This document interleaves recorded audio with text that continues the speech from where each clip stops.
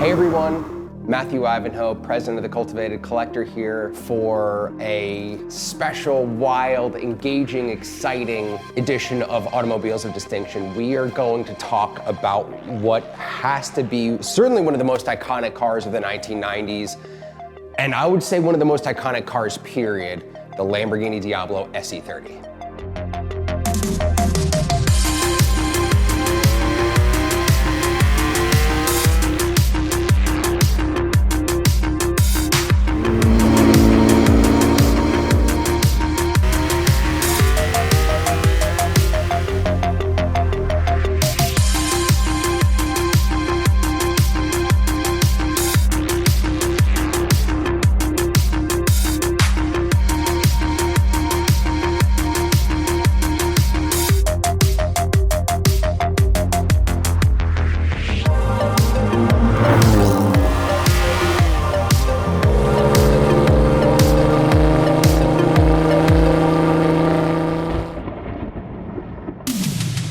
Look, all of the cars here that go through our hands, I have a rule at Cultivated, like we won't take in a car that we don't love for so many reasons. So every car we have some kind of connection to, something really, really special that endears us to the car.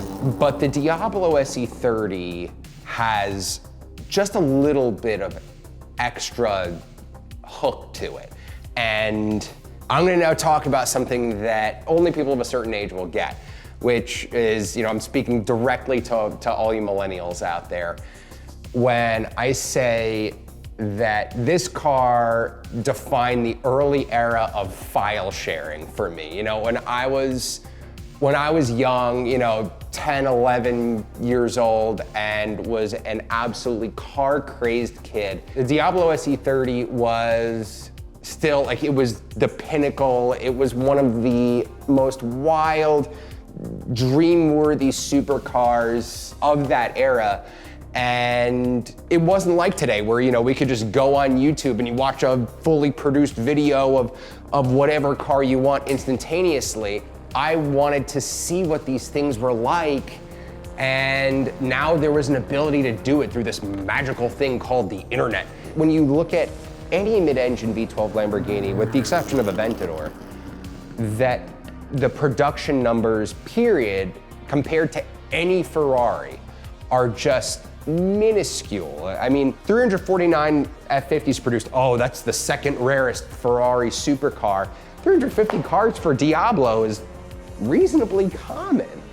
And that's part of what makes these things so special, is the fact that they are actually genuinely rare. Not only is the SE30 special just because of what it is, it's special because it's extensive use of composites and exotic materials to make the car 300 pounds lighter than a comparable rear-wheel drive Diablo of the same era.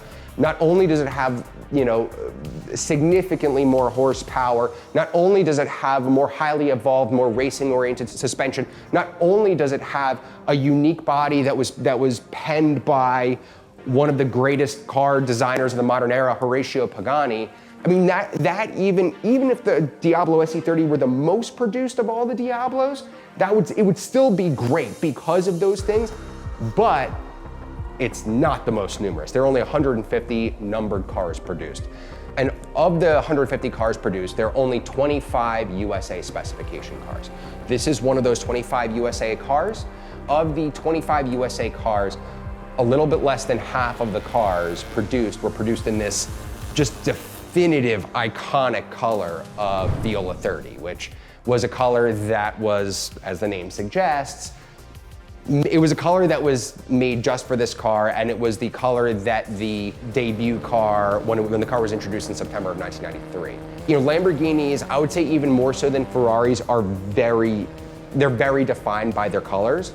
And look, every SE30 is great. Viola 30 is the definitive color for an SE30.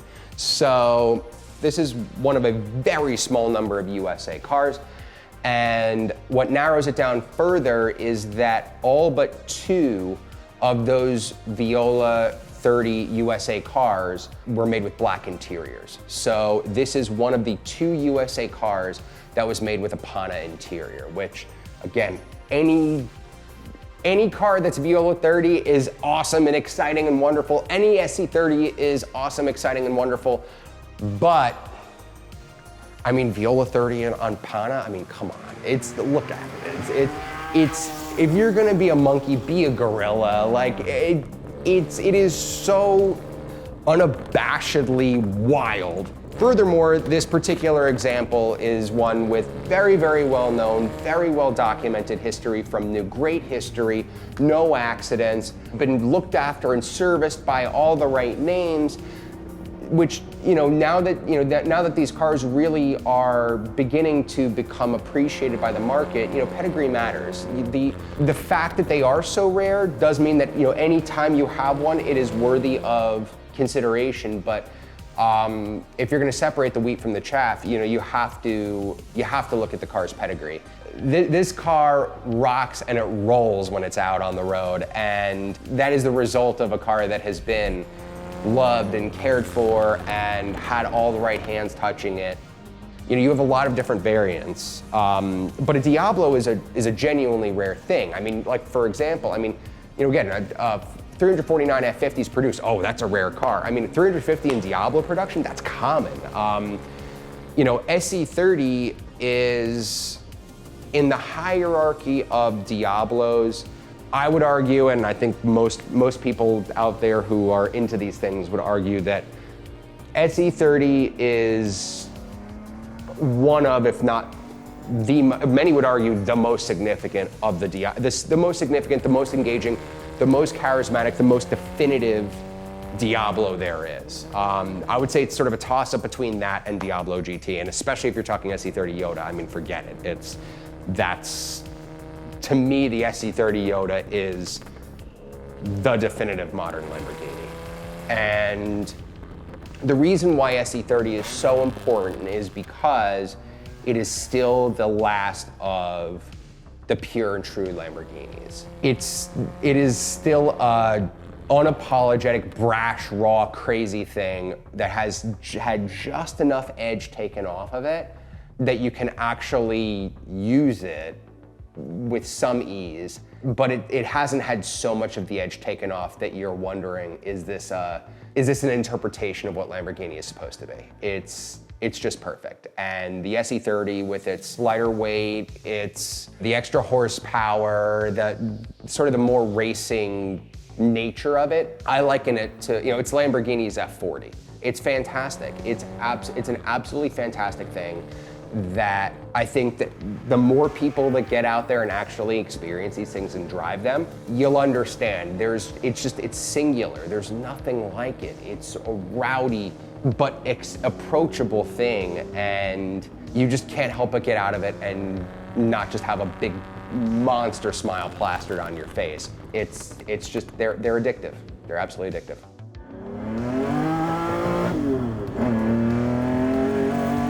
Crazy as this comparison may seem to many, at least to me it makes sense.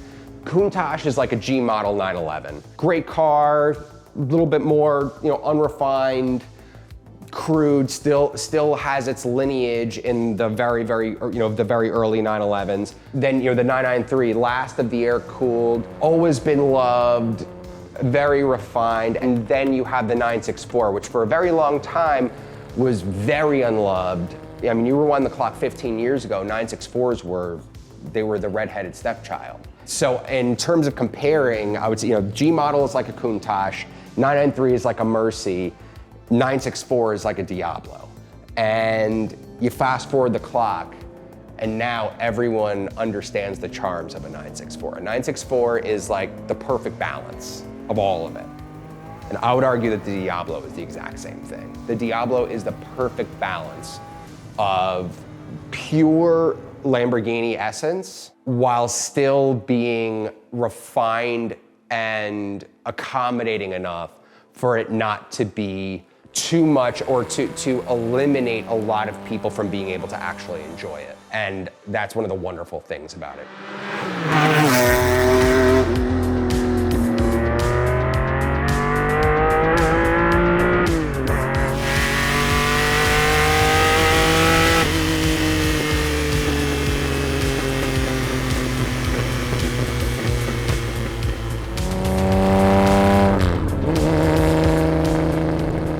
everyone, thank you so much for coming by for another Automobiles of Distinction.